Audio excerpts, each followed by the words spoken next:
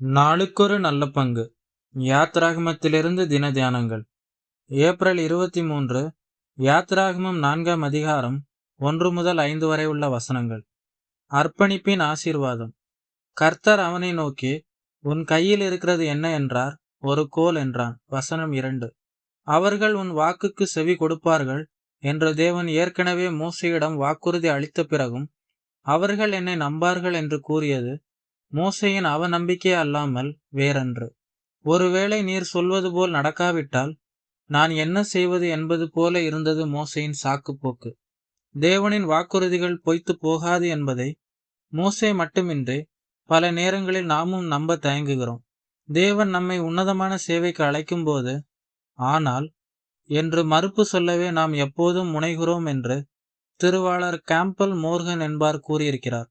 ஆயினும் நல்ல மேய்ப்பன் ஆடுகளின் மேய்ப்பனாகிய மோசேயின் அவநம்பிக்கையை போக்கும்படி பொறுமையுடன் உரையாடுகிறார்.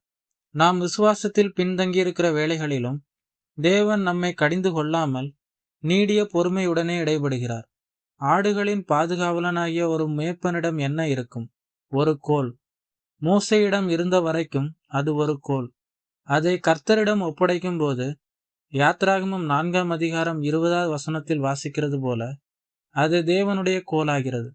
நம்மிடம் இருப்பது எதுவோ அதில் இருந்தே நம்முடைய நம்பிக்கையை துளிர்க்க செய்கிறதில் தேவனுக்கு நிகர் தேவனே ஆவார். தாவீதின் கையில் இருந்த ஒரு சிறிய கவனோ, சிம்சோன் கையில் இருந்த கழுதையின் எலும்பு துண்டோ, சிறுவன் கையில் இருந்த சில அப்பங்களும் மீன்களுமோ எதுவாயினும் அவற்றை தேவனிடம் அர்ப்பணிக்கும் போது அதை கொண்டு அவர் பெரிய காரியங்களை செய்கிறார். சாதாரணமான எந்த பொருளையும் அசாதாரணமான வழியில் தம்முடைய நோக்கத்திற்காக பயன்படுத்த வல்லவர் நமது தேவன். நம்முடைய வரங்கள், தாளந்துகள், உடைமைகள் ஆகியவற்றை தம்முடைய வல்லமையால் அற்புதமான வகையில் பயன்படுத்துகிறார். மோசேயின் கோலில் எந்த வல்லமையும் இல்லை. ஆனால் இந்த கோல் பாம்பாக மாறியது.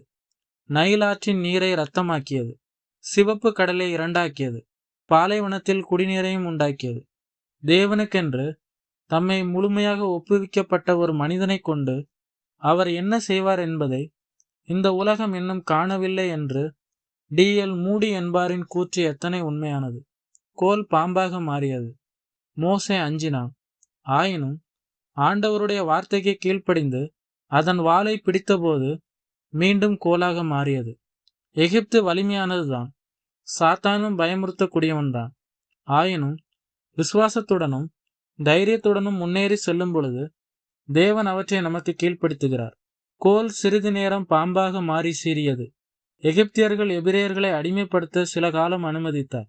சாத்தானின் தலையை கிறிஸ்து சிலுவையிலே நசுக்கிவிட்டார்.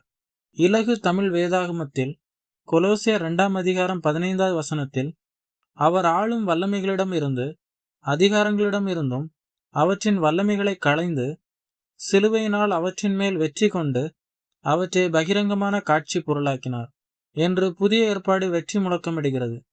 இதிலேயே நம்முடைய வல்லமையும் வெற்றியும் அடங்கியிருக்கிறது. சாதாரண கோல் தேவனுடைய கோலாக மாறுவது நம்முடைய அர்ப்பணிப்பிலும் விசுவாசத்திலுமே அடங்கியுள்ளது. அன்புள்ள ஆண்டவரே, மோசேயின் அவநம்பிக்கையை போக்க நீர் நீடிய பொறுமையுடன் செயல்பட்டது போல என் சந்தேகங்களையும் நீக்கி என்னை வழிநடத்துவதற்காய் உமக்கு ஸ்தோத்திரம்.